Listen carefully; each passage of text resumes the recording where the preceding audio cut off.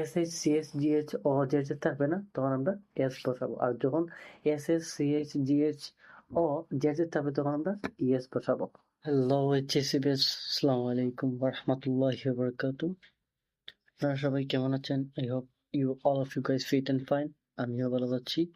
তো আজকে টপিকটা হচ্ছে এইচএসসি বিষয়।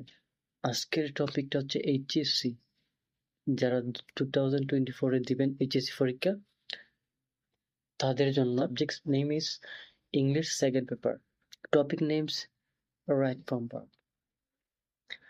তাহলে চলো সেই রাইট ফ্রম ভার্বের মূল বিষয়গুলো জানার আগে তার গুরুত্বটা বুঝে নিই।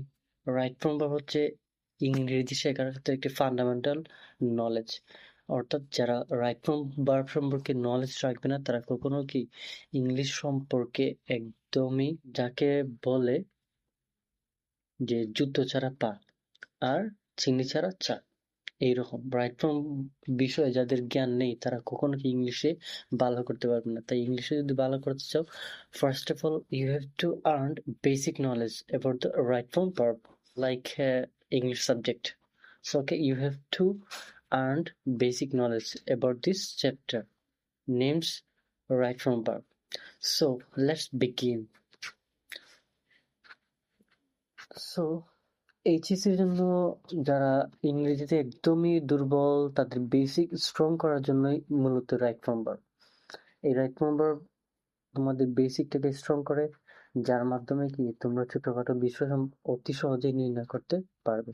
তাহলে চলো সেই বেসিক নলেজটা কিভাবে আমরা আর্ন করব সেটা নিয়ম কানুন একটু জেনে আসি। রাইট ফ্রম ভার্ব পরীক্ষা আসে ফার্স্ট দাগে, শূন্যস্থান থাকে কয়টা? 10টা, মার্কস থেকে ফার্স্ট।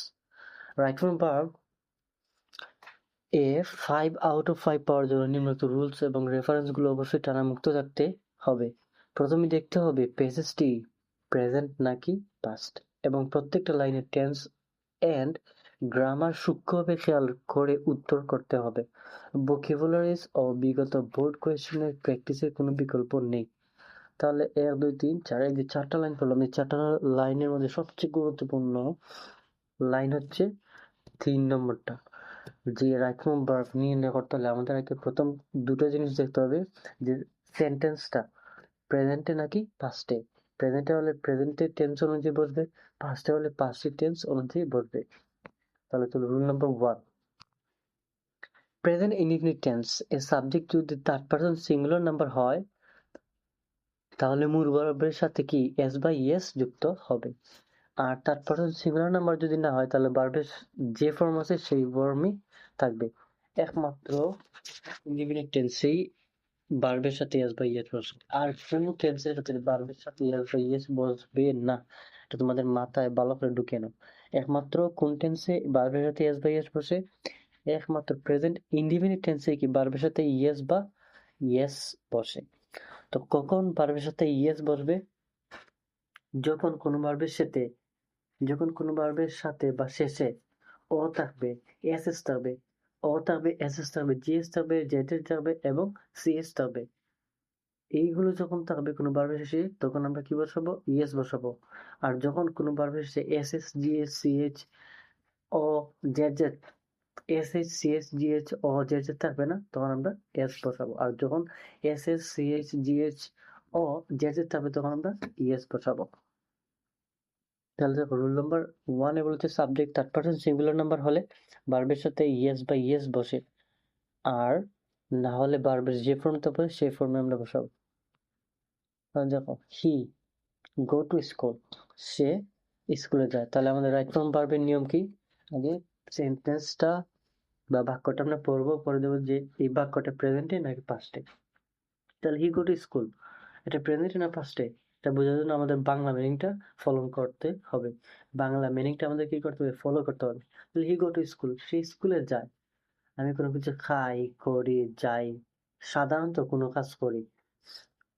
সাধারণত কোনো কাজ করা হয় একমাত্র কোন টেন্সে? প্রেজেন্ট ইনডিফিনিট টেন্সে। তাহলে বুঝতে পারলো হি গো টু স্কুল, সে স্কুলে যায়, সে সাধারণত কি স্কুলে যায়। তার মানে এই বাক্যটা কি প্রেজেন্টে। তাহলে প্রেজেন্ট হলে আমরা কি বলেছি? একমাত্র প্রেজেন্ট টেন্সে কি ভার্বের সাথে ইয়েস বা ইয়েস বসে। তাই আগে আমাদেরকে নির্ণয় করতে হবে বাক্যটা প্রেজেন্টে নাকি পাস্টে? প্রেজেন্টে হলে একমাত্র ভার্বের সাথে ইয়েস বা ইয়েস পড়বে।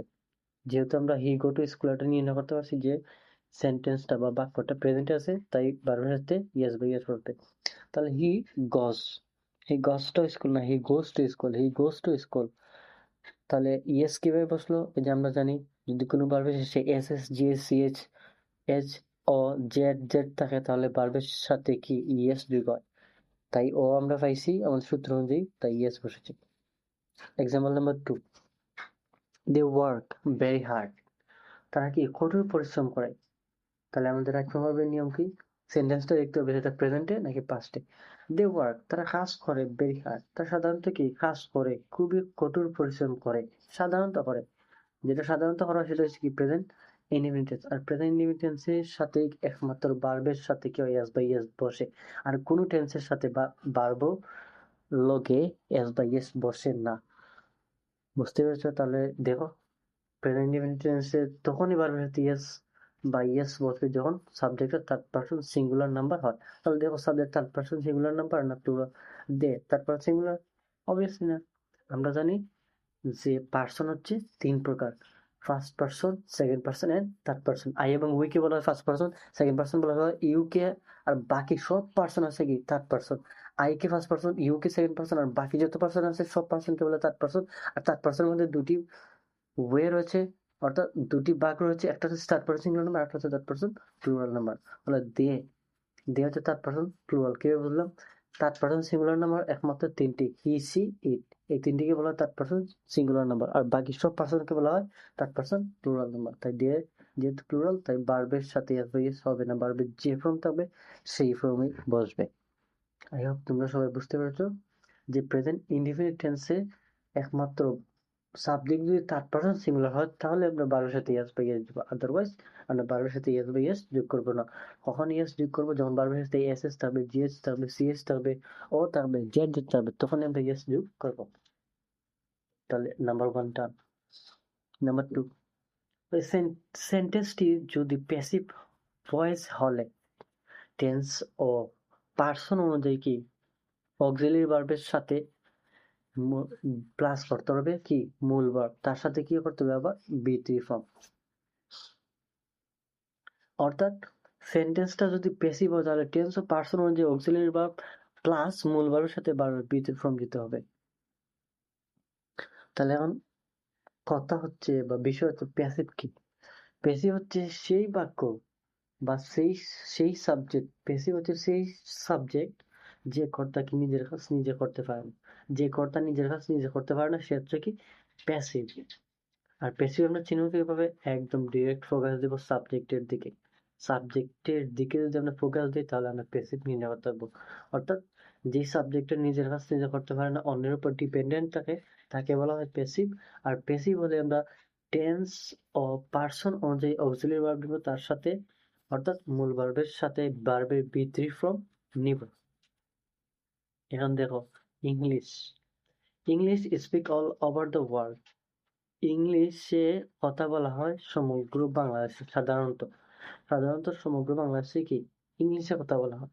এখন দেখো আমি বলেছি যে প্যাসিভ নির্ণয় করতে হলে একদম ফোকাস দিতে হবে কোন দিকে? সাবজেক্টের দিকে। এবার দেখো তো সাবজেক্ট সে তার নিজের কাজ নিজে করতে পারে কিনা। দেখো আগে English speak all over the world, তারপর বলো তো ইংলিশ স্পিক, ইংলিশ কথা বলে। ইংলিশে কি সে নিজে বললে বলে যে হ্যালো হাই আমি স্পিক, আমি কথা বলি, হ্যালো আমি ইংলিশ, এখন তো বলতে পারে না। তাই সাবজেক্ট হচ্ছে কি প্যাসিভ।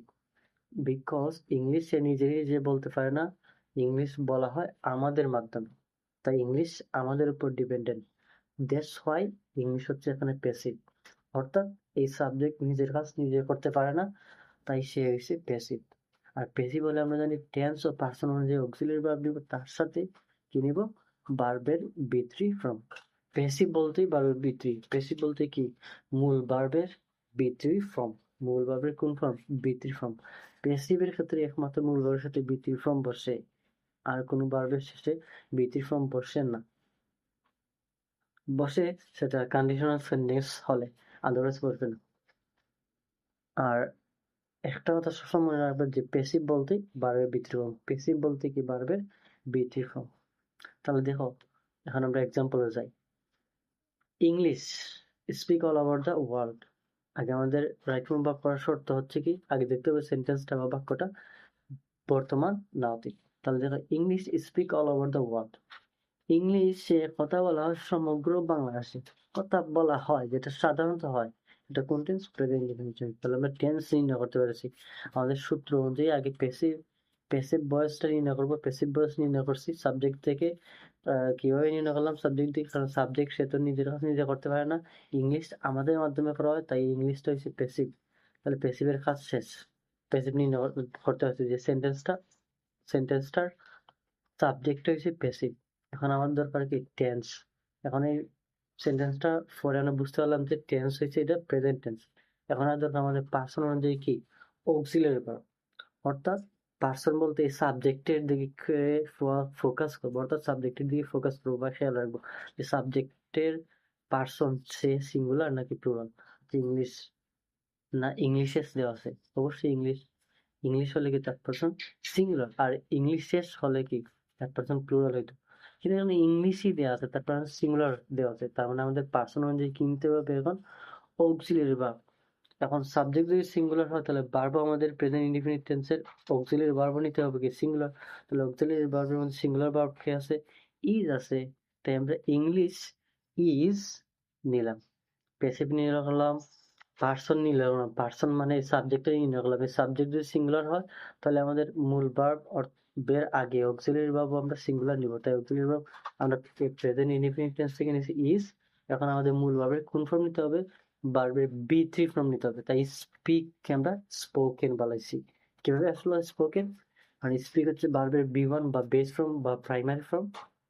আর স্পোকের ভার্বের বি2 ফর্ম মানে পাস্ট ফর্ম হচ্ছে স্পোক, আর পাস্ট পার্টিসিপল মানে ভার্বের বি3 ফর্ম হচ্ছে স্পোকেন। তাহলে বুঝতে পারছো যে স্পোকেন কিভাবে আসলো? আমরা তো সবসময় স্পোকেন স্পোকেন স্পোকেন স্পোকেন কারণ মানে এটা ভাবি না যে স্পোকেন কোথা থেকে আসলো। স্পোকেনের উৎপত্তি বা জন্ম হয়েছে কার থেকে? স্পিক থেকে। কার থেকে? স্পিক থেকে। স্পিক হচ্ছে ভার্বের বেস ফর্ম বা বি1, আর ভার্বের বি2 হচ্ছে স্পোক, আর ভার্বের বি3 ফর্ম হচ্ছে স্পোকেন। তাহলে আমরা নির্ণয় করলাম যে প্যাসিভ অনুযায়ী টেন্সও নির্ণয় করলাম, পার্সন নির্ণয় করলাম, অক্সিলারি ভার্ব বসাইলাম, বসাই তার ভার্বের সাথে বি3 ফর্ম দিলাম। তাহলে আমরা প্যাসিভ নির্ণয় করবো কিভাবে? একদম সাবজেক্টের দিকে ফোকাস। সাবজেক্ট তার নিজের কাজ নিজে করতে পারে তাহলে প্যাসিভ, আর সাবজেক্ট যদি তার নিজের কাজ নিজে করতে পারে তাহলে অ্যাক্টিভ, আর যদি না করতে পারে তাহলে সেটা প্যাসিভ। আর প্যাসিভ হলেই আমাদের সূত্র আছে টেন্স ও পার্সন অনুযায়ী অক্সিলারি ভার্ব নিব, এবং মূল ভার্বের কোন ফর্ম নিব? ভার্বের বি3 ফর্ম। প্যাসিভ বলতে কি অলওয়েজ ভার্বের বি3 ফর্ম। আর এক্সাম্পল নাম্বার 2 মনে হচ্ছে the work do by him. Work অর্থাৎ কাজটা কি আমার মাধ্যমে সম্পন্ন হয়। তাহলে আমাদের রাইট ফর্ম ভার্বের নিয়ম কি? আগে দেখতে হবে যে সেন্টেন্সটা, আগে আমাদেরকে দেখতে হবে সেন্টেন্সটা প্রেজেন্টে নাকি পাস্টে। তাহলে দেখো তো, the work do by him, কাজটা আমার মাধ্যমে সম্পন্ন হয়। হয় বলতে কি সাধারণত হয়। কোনো কাজ যদি সাধারণত করা হয়, সম্পন্ন করা হয়, কোনো কাজ সাধারণত ঘটে, এরকম যদি কোনো সাধারণত বা দৈনন্দিন জীবনে ইউজুয়ালি জেনারেলি নর্মালি হয়, তাহলে এগুলো কোন টেন্স? Present indefinite tense. তাহলে আমরা নির্ণয় করলাম যে এই টেন্স, তাই এই সেন্টেন্স বা বাক্যটা হচ্ছে প্রেজেন্ট ইনডিফিনিট টেন্স। আর প্রেজেন্ট ইনডিফিনিট টেন্সের ক্ষেত্রে সাবজেক্ট থার্ড পারসন সিঙ্গুলার হলে ভার্বের সাথে ইয়েস বা ইয়েস হয়। আর সাবজেক্টটা যদি প্যাসিভ হয় তাহলে টেন্স ও পার্সন অনুযায়ী অক্সিলারি ভার্ব মূল ভার্বের বি3 ফর্ম। তাহলে দেখো তো এই সাবজেক্টে যদি ফোকাস দেও, দিয়ে দেখো এটা প্যাসিভ না active. The work do by him. Work এই কাজ কি সে নিজে নিজে সম্পন্ন করতে পারে? আজকে বলে হ্যালো আমি সম্পন্ন হয়ে গেছি, আসো আমাকে নিয়ে যাও। হ্যালো আমি কাঠ নিজে নিজে ছিঁড়ে নিজে নিজে ফার্নিচার হয়ে গেছি। এই কাজ কি সে নিজে নিজে সম্পন্ন করতে পারে? Obviously not. এই কাজটা আমাদের উপর ডিপেন্ডেন্ট। তাই আমি বলছি সাবজেক্ট যদি নিজের নিজের কাজ, অর্থাৎ সাবজেক্ট যদি নিজের কাজ নিজে না করতে পারে তাহলে সে হচ্ছে প্যাসিভ। বুঝতে পারছো? আর প্যাসিভ হলে, প্যাসিভ হলে কি টেন্স ও পার্সন অনুযায়ী অক্সিলারি ভার্ব নিবে। টেন্স তো নিয়ে গেল, এটা প্রেজেন্ট টেন্স। আমাদের রয়েছে পার্সন। পার্সনের মধ্যে দেখবো যে সাবজেক্টের সিঙ্গুলার নাকি plural. Subject the work. The work দেখো তো এটা সিঙ্গুলার না প্লুরাল? অবশ্যই দা ওয়ার্ক একটা কাজকে বোঝায়, সে ওয়ার্কস তো বলে নি, সিঙ্গুলার। সিঙ্গুলার ওয়ার্ক যদি হয় তাহলে আমরা সিঙ্গুলার ভার্ব নিব প্রেজেন্ট নির্ভুল থেকে। তাহলে সিঙ্গুলার ভার্ব একমাত্র ইজ, তাই দ্য ওয়ার্ক ইজ, পার্সন অনুযায়ী আমরা ভার্ব অক্সিলারি ভার্ব ইজ, তারপর মূল ভার্বের বিপরীত ফর্ম ইজ। আই হোপ আমরা বুঝতে পেরেছি যে প্যাসিভ হলে কিভাবে আমরা টেন্স ও পার্সন অনুযায়ী অক্সিলারি ভার্ব নিতে হয়। এবার রুল নাম্বার 3 তে বলতে টেন্ডেন্সটি যদি মডাল অক্সিলারি ভার্ব যুক্ত প্যাসিভ ভয়েস হলে এরপরে বি প্লাস বি থ্রি হয়। এখন modal auxiliary verb, modal verb কোনগুলো? মডাল ভার্ব হচ্ছে ক্যান, কুড, মে, মাইট, এগুলোকে শ্যাল, মাস্ট, এগুলোকে কি ভার্ব বলে? মডাল অক্সিলারি ভার্ব বলে। এই যে লেগে আছে, এগুলো কি ভার্ব বলে? মডাল অক্সিলারি ভার্ব বলে। যদি মডাল অক্সিলারি যুক্ত প্যাসিভ হয় তাহলে আমরা just B plus B three নেব। আর আমরা জানি প্যাসিভ বলতে ভার্বের কোন form? B three form. Passive বলতে কি? ভার্বের বি থ্রি ফর্ম। তাই আমরা যদি মডাল যুক্ত প্যাসিভ হয় তাহলে B plus B three form নেব। আর প্যাসিভ আমরা না করবো কিভাবে? একদম ডিরেক্ট ফোকাস দিব সাবজেক্টের দিকে। সাবজেক্ট যদি নিজেরা নিজে না করতে পারে তাহলে নিজে প্যাসিভ, আর যদি করতে হয় তাহলে অ্যাক্টিভ। অ্যাক্টিভ হলে আমাদের কোনো কিছু করার দরকার নেই, যে পারবে যে ফর্মটা পাবে সেটাই আমরা লিখবো। আর প্যাসিভ হলে আমাদের করতে হবে, প্যাসিভ হলে আমাদের কি করতে হয়? যদি মডাল ছাড়া হয় তাহলে টেন্স অফ পার্সন যে অক্সিলারি ভার্ব প্লাস মূল ভার্বের বৃদ্ধি। আর যদি মডাল যুক্ত প্যাসিভ হয় হয় তাহলে আমাদের বি প্লাস বি তে নিতে হবে। মডাল যুক্ত প্যাসিভ কিভাবে হয় তাহলে দেখো, আমরা এক্সাম্পল খেয়াল করি। বলছে the task can completed within 1 hour। বলছে এই টাস্ক মানে এই কাজটা কি কমপ্লিট এক ঘন্টার মধ্যে কি এটা সম্পন্ন হবে? সাধারণত কোনো কাজ করবে তাহলে আগে নিয়ে না বললাম যে এখন